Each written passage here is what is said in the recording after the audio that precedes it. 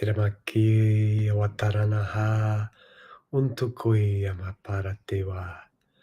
Unosue hamakitirawai yunukurt imayasatewa. Aging is a life. Aging is a belief. Do you ever look at some words in the English language, and when you look at the word, it looks like it's spelt wrongly, or it looks weird? This happens to me every so often. I wonder, does it happen to you? And it's so apt and funny that it happened today when I was writing the word aging. And as I look at it on the screen now, it still looks to me like it's wrong. It looks to me like it's not the correct spelling. But I looked it up, and apparently that is the correct spelling, A-G-I-N-G. That's just a funny little thing that has appeared to me. That appears sometimes. I just look at a word, sometimes it just looks weird and foreign and not right, and then I look it up and actually it is correct. But that is by the by. Aging is a belief. Namaste, welcome everyone. This is day number 348 of 365, A Life of Bliss 365. One quote every day from the book, A Life of Bliss, The Living Transmission, Channel 3 this one. From our dear known physical friends and teachers Ananda, here to assist us for humanity in remembering who we are and why we are here. And today we are on chapter 29, and I just found out today, as we are getting so close to the 365, that we will finish. There are 33 chapters in the book, and we will finish on chapter 30. Today we move into chapter 29. So the last 3 chapters of the book will not be in the quotes, and who knows what will happen with that after the equinox. But we will have 30 chapters. We will finish chapter 30 when we get to September 21, which we began on the equinox of 2023. We'll finish on the 21st of September 2024, and the equinox is September 22, I believe. And so, yes, aging is a belief. So this is a longer quote today. It's the beginning of chapter 29. And I don't know, I'd like to just check what the name of that chapter is just while we're here. Let me see if I can do that. So if you're joining live, put a comment, let us know that you are joining Love Live, as we love stream live. So the chapter, okay. I don't know how I didn't remember that. The chapter is detoxification. So, chapter 29, detoxification. Aging is a belief.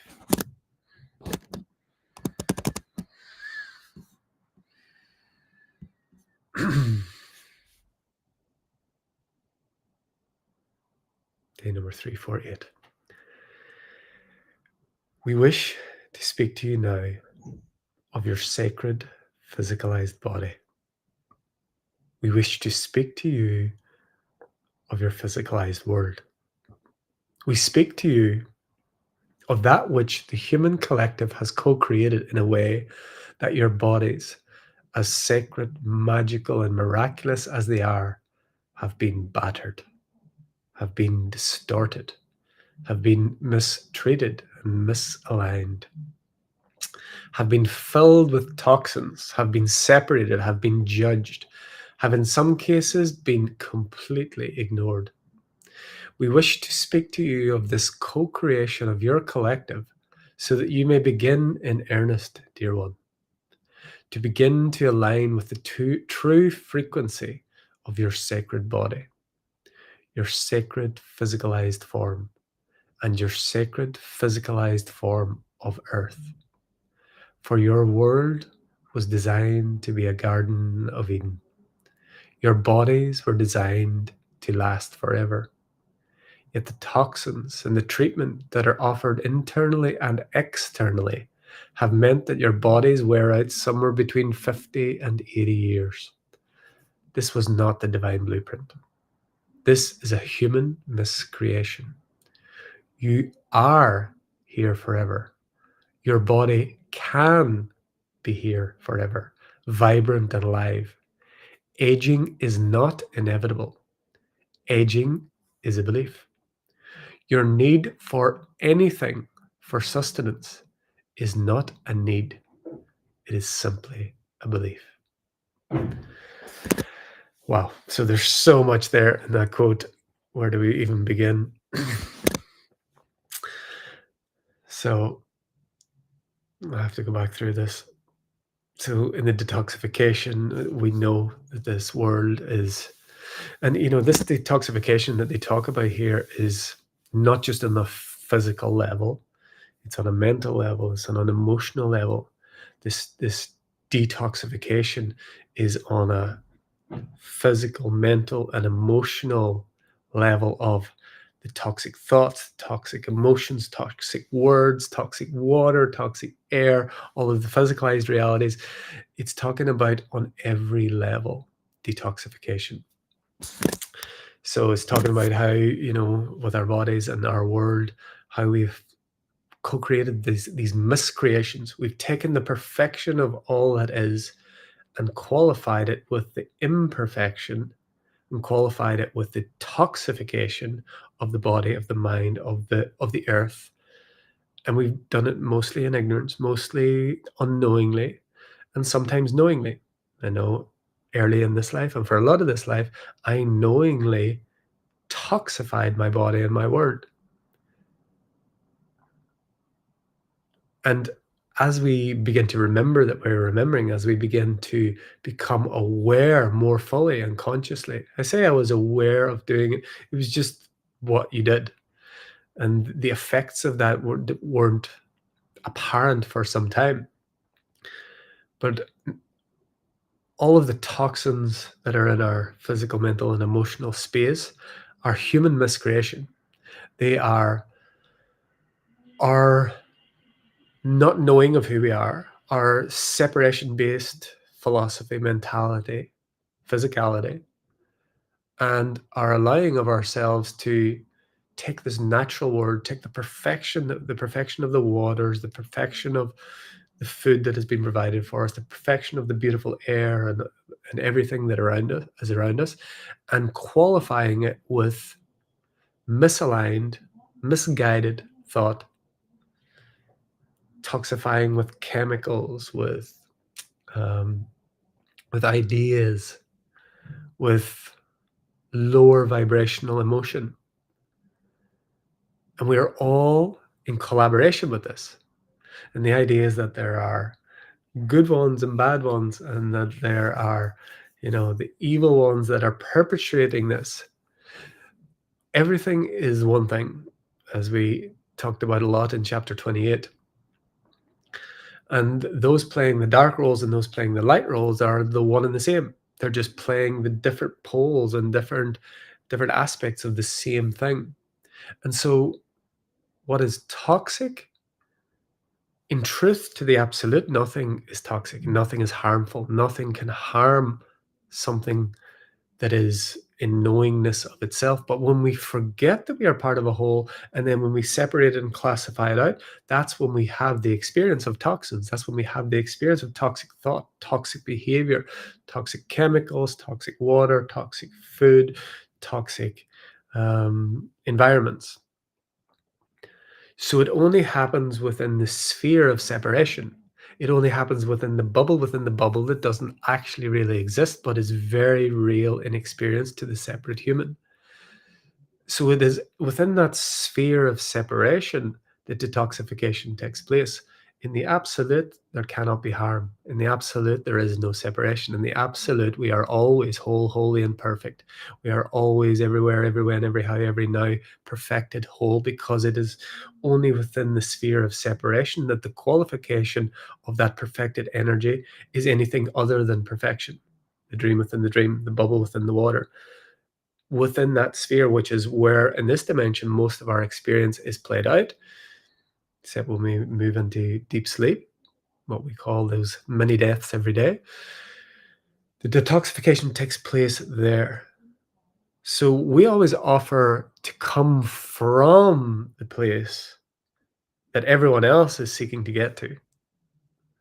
Come from the wholeness, come from the holiness, come from the perfection, and then look towards the dream within the dream, the sphere of separation, where toxic, insert whatever, can exist. If we come from the perfection, the wholeness, then look towards that which is the sphere of separation, that which is the toxic environment, the toxic words, the toxic physicality, emotion, mental, the toxic thoughts. We are coming from the place that everything else seems to be seeking to get you to. So we begin at the end. We come from the perfection, and then we don't deny the experience of the human, the experience within the sphere of separation of the human, where there is toxic water, there is toxic thought, there is dis-ease, but only within that we come from that which is previous to, that which is beyond where toxification can appear. And then with compassion and with awareness and with knowing, we look towards that and we bring the perfection as much as we can to our thoughts. We bring the perfection to our bodies. We bring the perfection to our emotional systems. We bring the perfection to the earth. We pick up rubbish if we see it. We monitor our thoughts. We notice when we're in lower vibration emotional responses. We notice when we're reacting instead of responding. So we come from the space that we always are, and simultaneously we honor the human, we honor the experience, we honor who it is we are in these flesh suits, in this dream of the human within the sphere of separation. And so let me just go back to the quote. We wish to speak to you of this co-creation of your collective so that you may begin in earnest, dear one, to begin to align with the true frequency of your sacred body. And the true frequency of your sacred body is absolute perfection. Our bodies were designed to last forever. The earth was designed as a true Garden of Eden. We were never meant to last 50 to 80 years in some form of vibrancy in life. These bodies, these sacred temples, these sacred vessels were and are designed to be forever. And they were designed to be used for the time that you so choose, and then set aside when you choose to make another decision. But what is happening now, and what happens to the vast majority, except for those that expand with their physical body, is that they're working off the divine blueprint, and all of the toxins, the toxic thought. The most important thing is the toxic thought, because it's the thought of separation, it's the thought of toxins, it's the thought of unhealthy or dis-ease that creates the physicality, that creates the pollution, that creates all of the things that we see externally, which are coming from an internal thought of separation. But the divine blueprint is that our bodies are designed to last forever. The earth is a Garden of Eden, but the bodies and the earth are representing misqualified thought, where we have taken in ignorance pure perfection that is flowing to and through every single one of us all of the time, regardless of what you've done, regardless if you're a good little girl or a good little boy. Perfection is look at this. This happens sometimes. Wish the heart one would work. It only happens sometimes. um those balloons put me off. Pure perfection is flowing to, through, and as every being, everywhere, every way, and every how, and every now, without exception. No matter if you're a good little boy or a good little girl, no matter your history, no matter what has happened before, pure perfection is flowing to and through as you. The divine blueprint is untouched. It is pristine. It is perfect. You have not lost any of the perfection. None of the perfection is ever lost. It is misqualified by ignorance, is misqualified by believing I'm a separate little self, the little boy that grew up and got drunk and did drugs and like was completely lost and separated and at war with God and in fear of life and felt like a victim, and insert story. That perfection never stopped flowing. The perfection is never diminished. But when we believe ourselves to be separate, when we believe ourselves to be less than, when we believe ourselves to be something other than what we are, we take the perfection and we qualify it, meaning we color it, we filter it with imperfections. So we're filtering pure perfection through an imperfect filter of the belief that I'm a poor little me, that I'm a separate self, and it is at this point where toxins or toxic thought or toxic environments or toxic ideas can appear. They can only appear in the dream, in that sphere of separation, but that perfection is never gone. So when we don't begin from the quote problem. We don't begin from the toxin. We don't begin from the problem. We begin from, this is what we invite here, and our dear friends and teachers always invite us, is to begin at the end. Come from the pure perfection that we are, even when it's not appearing, even when everything in your environment is showing you something other than the perfection. And let's be honest, in this dimension, how often does the pure perfection get to see through? We have the moments when we look into the eyes of a baby, when we're connecting with an animal, when our heart just opens and we just see the beauty of a sunset, or we look at the sky, or something happens and our heart opens and the veil parts and we see the perfection, then someday, and then it just comes back and we're back in the sphere of separation. But we're invited to not wait for those moments, not wait for those heart openings, not wait for the ayahuasca ceremony, not wait for that perfect time, not wait for that ascension, not wait for that event. Oh my God, give me a break. That's bound to come again soon. To begin from the pure perfection and see that everything other than the pure perfection is misqualified thought, is a delusion of the human, is a delusion of the separate self, and everyone individually has the ability to see the responsibility, truly the responsibility, to respond to what is appearing with indifference if it is showing you imperfection, because it is not true, because the perfection that you are is always perfect. It has never been touched, it has never been tarnished. As in one of the earlier chapters in the book, your innocence has never been touched. Your purity is perfect. You are always that son, that daughter of the Mother, Father, God, the perfection that always is, even when nothing in the environment shows that, even when everything runs counter to that, even when it all appears as imperfection, that perfection, your innocence, your perfect divine blueprint has never been tarnished or never touched. The perfection you are always is. So begin from there rather than the space of the problem. So let's go to the last bit of the quote. Your bodies wear out somewhere between 50 and 80 years. This was not the divine blueprint. This is a human miscreation. You are here forever. Your body can here be forever, vibrant and alive. Okay, so we're getting to the actual what the quote was called. Aging is not inevitable. Aging is a belief. So that's quite a radical statement for anyone that's lived in this dimension for a while.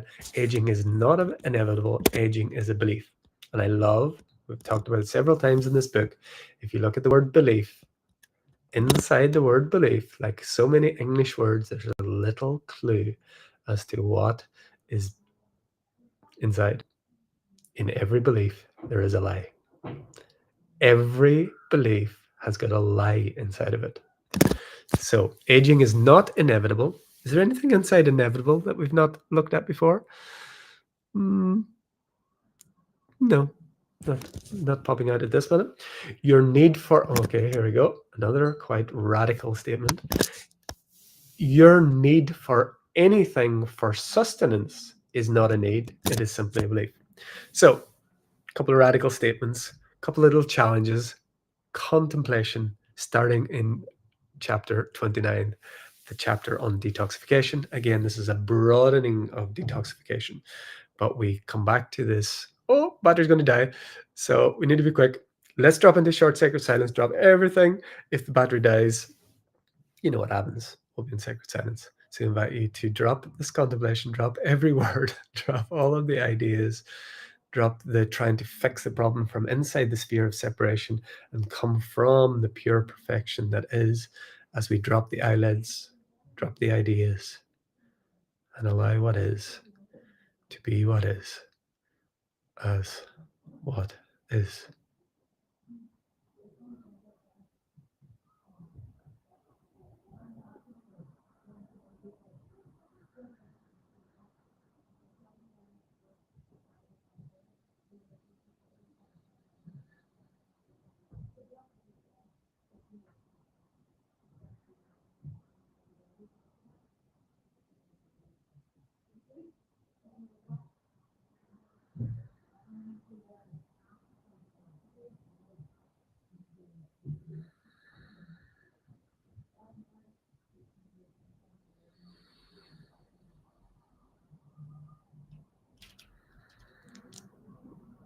We'll keep it very short so we get to close this out. It's interesting being in sacred silences, hearing my mother and my wife and my son down below making Play-Doh or doing something. Having some fun. So this has been day 348. Aging is a belief. Love to hear in the comments because there's a lot of little controversies, a lot of like challenging concepts that were in the video there. If you didn't see them, go back. If you're getting value from these transmissions, I invite you to subscribe to our YouTube channel. Hit the subscribe button, hit the like button, and the little notification bell if you'd like to get notified when we go live every day. Generally, it's at 3:33 UK time, but as we have been traveling, all sorts of shenanigans have been going on in the land of Eru. We'll be back tomorrow for day 349 and the continuation of chapter 29, moving into the last two chapters of this year-long journey. If you know anyone else and feel that they may get value from these transmissions, I invite you to share it with them, share it with your social media, share it on the blah, blah, blah, wherever, if you feel called. Those who have eyes to see and ears to hear and hearts to feel. And until next time, from my heart to yours.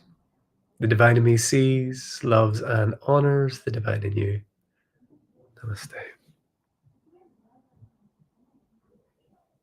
We are